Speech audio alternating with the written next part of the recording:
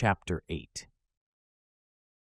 We passed a few sad hours until 11 o'clock, when the trial was to commence. My father and the rest of the family being obliged to attend as witnesses, I accompanied them to the court. During the whole of this wretched mockery of justice, I suffered living torture. It was to be decided whether the result of my curiosity and lawless devices would cause the death of two of my fellow beings. One a smiling babe full of innocence and joy, the other far more dreadfully murdered, with every aggravation of infamy that could make the murder memorable in horror. Justine also was a girl of merit and possessed qualities which promised to render her life happy. Now all was to be obliterated in an ignominious grave, and I the cause. 1,000 times rather would I have confessed myself guilty of the crime ascribed to Justine, but I was absent when it was committed, and such a declaration would have been considered as the ravings of a madman, and would not have exculpated her who suffered through me. The appearance of Justine was calm. She was dressed in mourning, and her countenance, always engaging, was rendered by the solemnity of her feelings exquisitely beautiful. Yet she appeared confident in innocence and did not tremble, although gazed on and execrated by thousands, for all the kindness which her beauty might otherwise have excited was obliterated in the minds of the spectators by the imagination of the enormity she was supposed to have committed. She was tranquil, yet her tranquillity was evidently constrained, and as her confusion had before been adduced as a proof of her guilt, she worked up her mind to an appearance of courage. When she entered the court, she threw her eyes round it and quickly discovered where we were seated. A tear seemed to dim her eye when she saw us, but she quickly recovered herself, and a look of sorrowful affection seemed to attest her utter guiltlessness. The trial began, and after the advocate against her had stated the charge, several witnesses were called. Several strange facts combined against her, which might have staggered anyone who had not such proof of her innocence as I had. She had been out the whole of the night on which the murder had been committed, and towards morning had been perceived by a market woman not far from the spot where the body of the murdered child had been afterwards found. The woman asked her what she did there, but she looked very strangely and only returned a confused and unintelligible answer. She returned to the house about 8 o'clock, and when one inquired where she had passed the night, she replied that she had been looking for the child, and demanded earnestly if anything had been heard concerning him. When shown the body, she fell into violent hysterics and kept her bed for several days.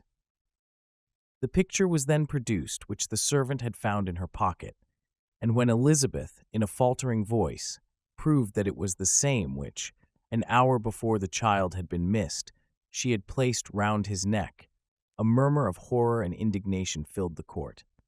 Justine was called on for her defense. As the trial had proceeded, her countenance had altered. Surprise, horror, and misery were strongly expressed. Sometimes she struggled with her tears, but when she was desired to plead, she collected her powers and spoke in an audible, although variable voice. "God knows," she said, "how entirely I am innocent, but I do not pretend that my protestations should acquit me. I rest my innocence on a plain and simple explanation of the facts which have been adduced against me, and I hope the character I have always borne will incline my judges to a favorable interpretation where any circumstance appears doubtful or suspicious." She then related that, by the permission of Elizabeth, she had passed the evening of the night on which the murder had been committed at the house of an aunt at Cheyne, a village situated at about a league from Geneva. On her return, at about 9 o'clock, she met a man who asked her if she had seen anything of the child who was lost.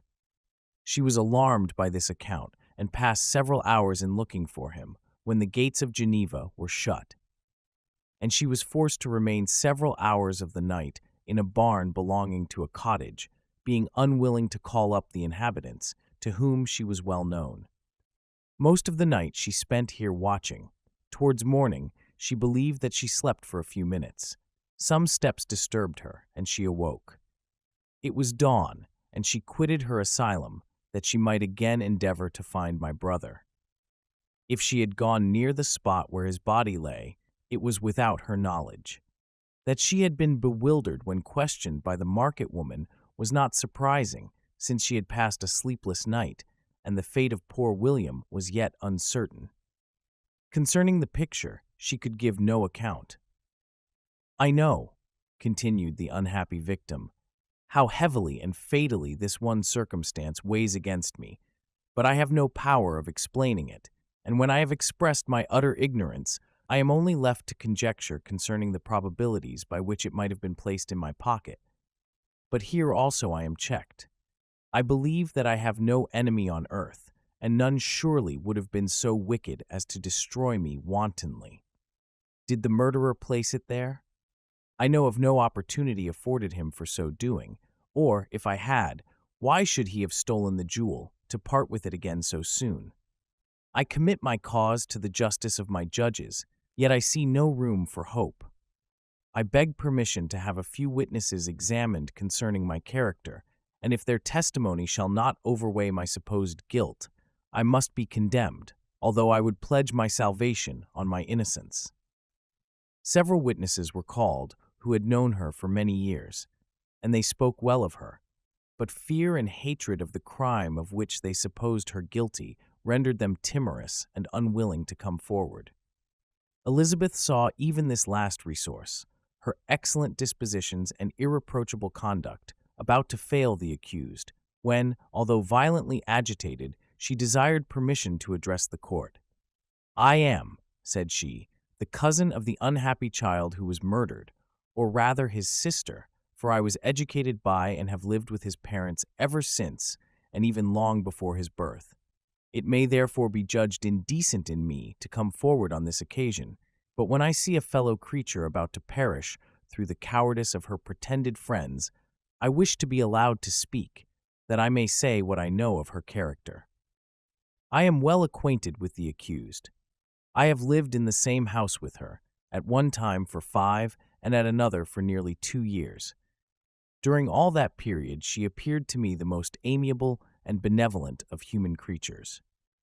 She nursed Madame Frankenstein, my aunt, in her last illness, with the greatest affection and care, and afterwards attended her own mother during a tedious illness, in a manner that excited the admiration of all who knew her, after which she again lived in my uncle's house, where she was beloved by all the family. She was warmly attached to the child who is now dead, and acted towards him like a most affectionate mother. For my own part, I do not hesitate to say that, notwithstanding all the evidence produced against her, I believe and rely on her perfect innocence. She had no temptation for such an action. As to the bauble on which the chief proof rests, if she had earnestly desired it, I should have willingly given it to her. So much do I esteem and value her." A murmur of approbation followed Elizabeth's simple and powerful appeal, but it was excited by her generous interference, and not in favor of poor Justine, on whom the public indignation was turned with renewed violence, charging her with the blackest ingratitude. She herself wept as Elizabeth spoke, but she did not answer. My own agitation and anguish was extreme during the whole trial. I believed in her innocence. I knew it. Could the daemon who had, I did not for a minute doubt, murdered my brother also in his hellish sport, have betrayed the innocent to death and ignominy? I could not sustain the horror of my situation, and when I perceived that the popular voice and the countenances of the judges had already condemned my unhappy victim, I rushed out of the court in agony. The tortures of the accused did not equal mine. She was sustained by innocence, but the fangs of remorse tore my bosom and would not forgo their hold. I passed a night of unmingled wretchedness. In the morning, I went to the court. My lips and throat were parched. I dared not ask the fatal question, but I was known, and the officer guessed the cause of my visit. The ballots had been thrown. They were all black, and Justine was condemned. I cannot pretend to describe what I then felt. I had before experienced sensations of horror, and I have endeavored to bestow upon them adequate expressions, but words cannot convey an idea of the heart-sickening despair that I then endured. The person to whom I addressed myself added that Justine had already confessed her guilt. That evidence, he observed, was hardly required in so glaring a case, but I am glad of it, and indeed, none of our judges like to condemn a criminal upon circumstantial evidence, be it ever so decisive. This was strange and unexpected intelligence. What could it mean? Had my eyes deceived me? And was I really as mad as the whole world would believe me to be if I disclosed the object of my suspicions? I hastened to return home, and Elizabeth eagerly demanded the result. "My cousin," replied I, "it is decided as you may have expected. All judges had rather that 10 innocent should suffer than that one guilty should escape. But she has confessed." This was a dire blow to poor Elizabeth, who had relied with firmness upon Justine's innocence. "Alas," said she, "how shall I ever again believe in human goodness? Justine, whom I loved and esteemed as my sister, how could she put on those smiles of innocence only to betray? Her mild eyes seemed incapable of any severity or guile, and yet she has committed a murder." Soon after we heard that the poor victim had expressed a desire to see my cousin. My father wished her not to go, but said that he left it to her own judgment and feelings to decide. "Yes," said Elizabeth, "I will go, although she is guilty, and you, Victor, shall accompany me. I cannot go alone." The idea of this visit was torture to me, yet I could not refuse. We entered the gloomy prison chamber and beheld Justine sitting on some straw at the farther end.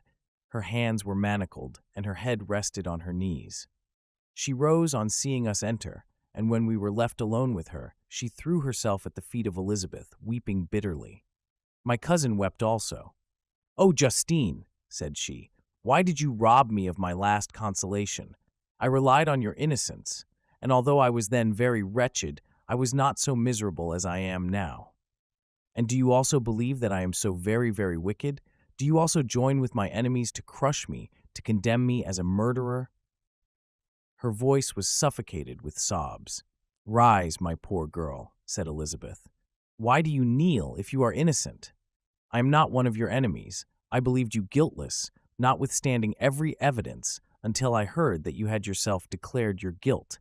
That report, you say, is false, and be assured, dear Justine, that nothing can shake my confidence in you for a moment, but your own confession." I did confess, but I confessed a lie. I confessed that I might obtain absolution, but now that falsehood lies heavier at my heart than all my other sins. The God of heaven forgive me. Ever since I was condemned, my confessor has besieged me. He threatened and menaced until I almost began to think that I was the monster that he said I was. He threatened excommunication and hellfire in my last moments if I continued obdurate. Dear lady, I had none to support me. All looked on me as a wretch doomed to ignominy and perdition. What could I do? In an evil hour I subscribed to a lie, and now only am I truly miserable. She paused, weeping, and then continued. "I thought with horror, my sweet lady, that you should believe your Justine, whom your blessed aunt had so highly honored, and whom you loved, was a creature capable of a crime which none but the devil himself could have perpetrated. Dear William, dearest blessed child, I soon shall see you again in heaven, where we shall all be happy, and that consoles me, going as I am to suffer ignominy and death. Oh, Justine, forgive me for having for one moment distrusted you. Why did you confess? But do not mourn, dear girl. Do not fear. I will proclaim, I will prove your innocence. I will melt the stony hearts of your enemies by my tears and prayers. You shall not die. You, my playfellow, my companion, my sister, perish on the scaffold. No, no, I never could survive so horrible a misfortune." Justine shook her head mournfully. "I do not fear to die," she said. "That pang is past. God raises my weakness and gives me courage to endure the worst. I leave a sad and bitter world, and if you remember me and think of me as of one unjustly condemned, I am resigned to the fate awaiting me. Learn from me, dear lady, to submit in patience to the will of heaven." During this conversation, I had retired to a corner of the prison room where I could conceal the horrid anguish that possessed me. Despair! Who dared talk of that? The poor victim, who on the morrow was to pass the awful boundary between life and death, felt not, as I did, such deep and bitter agony. I gnashed my teeth and ground them together, uttering a groan that came from my inmost soul. Justine started. When she saw who it was, she approached me and said, "Dear sir, you are very kind to visit me. You, I hope, do not believe that I am guilty?" I could not answer. "No, Justine," said Elizabeth. "He is more convinced of your innocence than I was, for even when he heard that you had confessed, he did not credit it. I truly thank him. In these last moments, I feel the sincerest gratitude towards those who think of me with kindness. How sweet is the affection of others to such a wretch as I am. It removes more than half my misfortune, and I feel as if I could die in peace now that my innocence is acknowledged by you, dear lady, and your cousin." Thus the poor sufferer tried to comfort others and herself.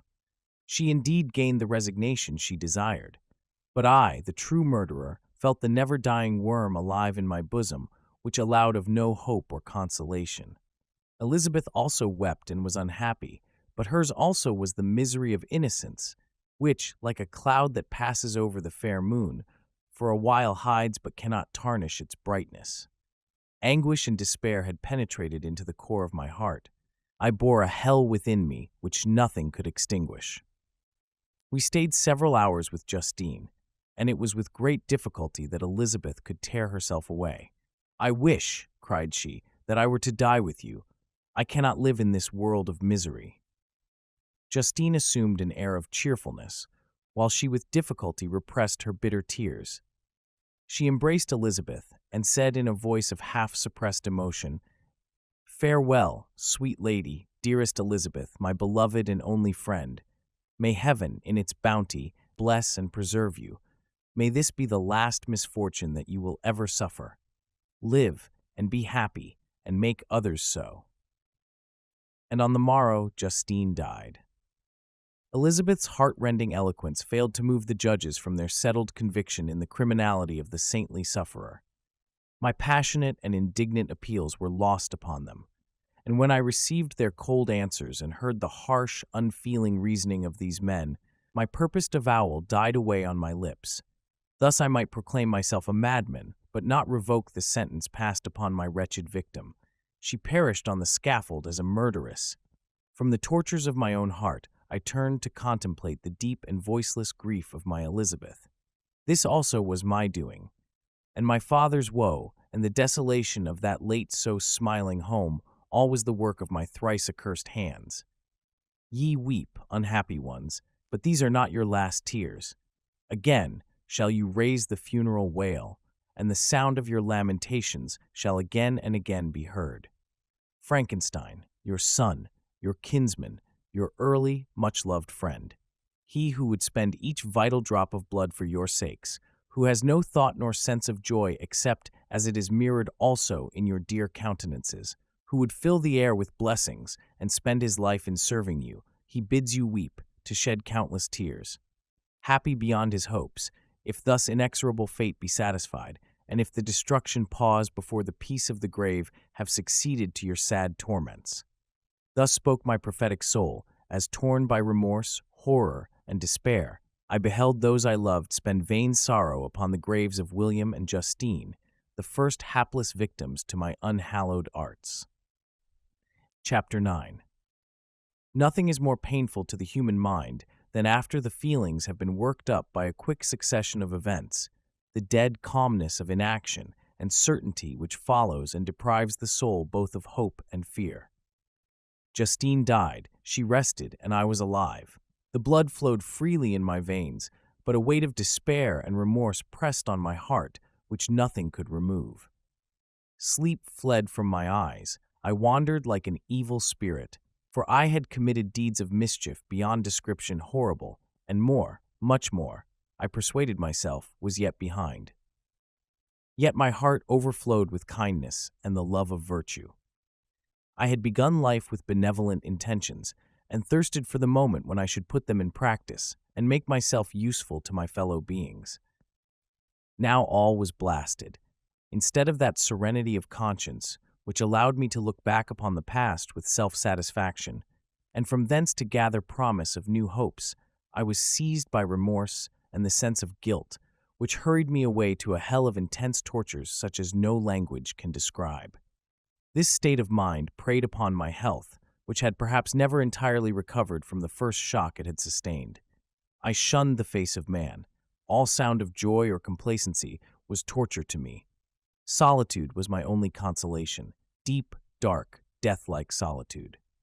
My father observed with pain the alteration perceptible in my disposition and habits, and endeavored by arguments deduced from the feelings of his serene conscience and guiltless life to inspire me with fortitude and awaken in me the courage to dispel the dark cloud which brooded over me.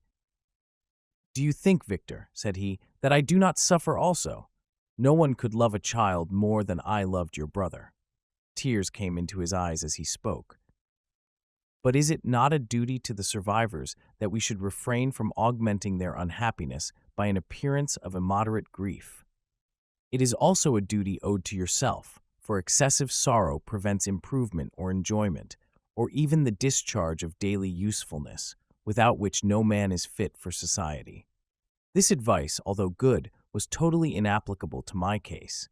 I should have been the first to hide my grief and console my friends if remorse had not mingled its bitterness and terror its alarm with my other sensations.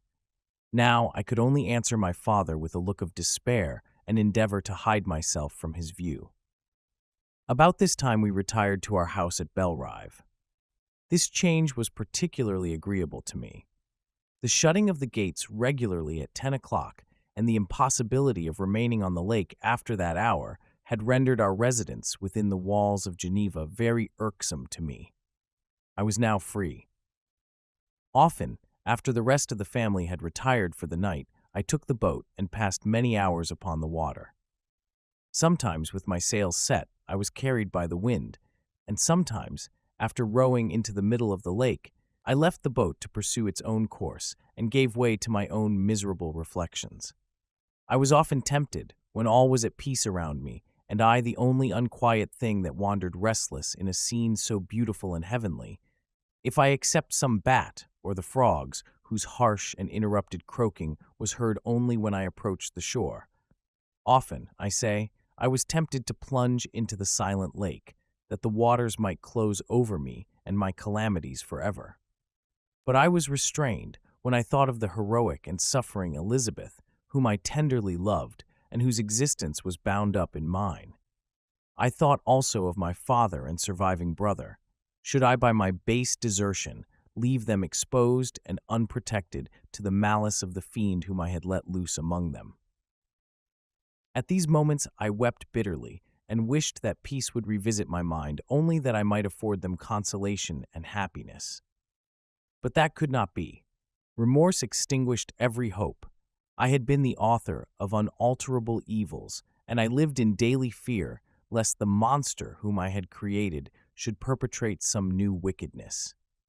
I had an obscure feeling that all was not over and that he would still commit some signal crime, which by its enormity should almost efface the recollection of the past.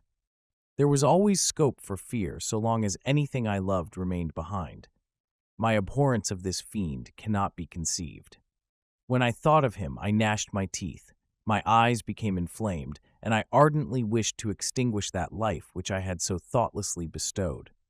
When I reflected on his crimes and malice, my hatred and revenge burst all bounds of moderation. I would have made a pilgrimage to the highest peak of the Andes, could I, when there, have precipitated him to their base. I wished to see him again, that I might wreak the utmost extent of abhorrence on his head and avenge the deaths of William and Justine. Our house was the house of mourning. My father's health was deeply shaken by the horror of the recent events. Elizabeth was sad and desponding. She no longer took delight in her ordinary occupations. All pleasure seemed to her sacrilege toward the dead. Eternal woe and tears she then thought was the just tribute she should pay to innocence so blasted and destroyed. She was no longer that happy creature who in earlier youth wandered with me on the banks of the lake and talked with ecstasy of our future prospects. The first of those sorrows which are sent to wean us from the earth had visited her, and its dimming influence quenched her dearest smiles. When I reflect, my dear cousin, said she, on the miserable death of Justine Moritz, I no longer see the world and its works as they before appeared to me. Before, I looked upon the accounts of vice and injustice that I read in books or heard from others as tales of ancient days or imaginary evils. At least they were remote and more familiar to reason than to the imagination. But now misery has come home, and men appear to me as monsters thirsting for each other's blood. Yet I am certainly unjust. Everybody believed that poor girl to be guilty, and if she could have committed the crime for which she suffered, assuredly she would have been the most depraved of human creatures. For the sake of a few jewels, to have murdered the son of her benefactor and friend, a child whom she had nursed from its birth and appeared to love as if it had been her own. I could not consent to the death of any human being, but certainly I should have thought such a creature unfit to remain in the society of men. But she was innocent. I feel she was innocent. You are of the same opinion, and that confirms me. Alas, Victor, when falsehood can look so like the truth, who can assure themselves of certain happiness? I feel as if I were walking on the edge of a precipice, towards which thousands are crowding and endeavoring to plunge me into the abyss. William and Justine were assassinated, and the murderer escapes. He walks about the world free and perhaps respected. But even if I were condemned to suffer on the scaffold for the same crimes, I would not change places with such a wretch. I listened to this discourse with the extremest agony. I, not in deed, but in effect, was the true murderer. Elizabeth read my anguish in my countenance, and kindly taking my hand said, "My dearest friend, you must calm yourself. These events have affected me, God knows how deeply, but I am not so wretched as you are. There is an expression of despair, and sometimes of revenge, in your countenance that makes me tremble. Dear Victor, banish these dark passions. He quasum percent. Remember the friends around you, who center all their hopes in you. Have we lost the power of rendering you happy? Ah, while we love, while we are true to each other, here in this land of peace and beauty, your native country, we may reap every tranquil blessing. What can disturb our peace? And could not such words from her whom I fondly prize before every other gift of fortune suffice to chase away the fiend that lurked in my heart? Even as she spoke, I drew near to her, as if in terror, lest at that very moment the destroyer had been near to rob me of her. Thus not the tenderness of friendship, nor the beauty of earth, nor of heaven, could redeem my soul from woe. The very accents of love were ineffectual. I was encompassed by a cloud which no beneficial influence could penetrate. The wounded deer dragging its fainting limbs to some untrodden brake, there to gaze upon the arrow which had pierced it, and to die, was but a type of me. Sometimes I could cope with the sullen despair that overwhelmed me, but sometimes the whirlwind passions of my soul drove me to seek, by bodily exercise and by change of place, some relief from my intolerable sensations.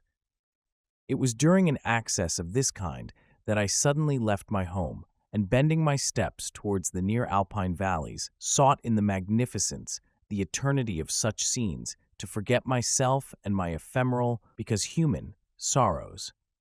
My wanderings were directed towards the valley of Chamonix. I had visited it frequently during my boyhood.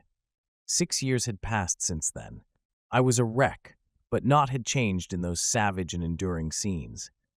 I performed the first part of my journey on horseback. I afterwards hired a mule as the more sure-footed and least liable to receive injury on these rugged roads. The weather was fine. It was about the middle of the month of August, nearly 2 months after the death of Justine, that miserable epoch from which I dated all my woe.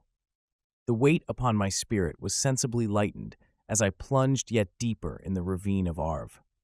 The immense mountains and precipices that overhung me on every side, the sound of the river raging among the rocks, and the dashing of the waterfalls around spoke of a power mighty as omnipotence, and I ceased to fear or to bend before any being less almighty than that which had created and ruled the elements, here displayed in their most terrific guise. Still, as I ascended higher, the valley assumed a more magnificent and astonishing character.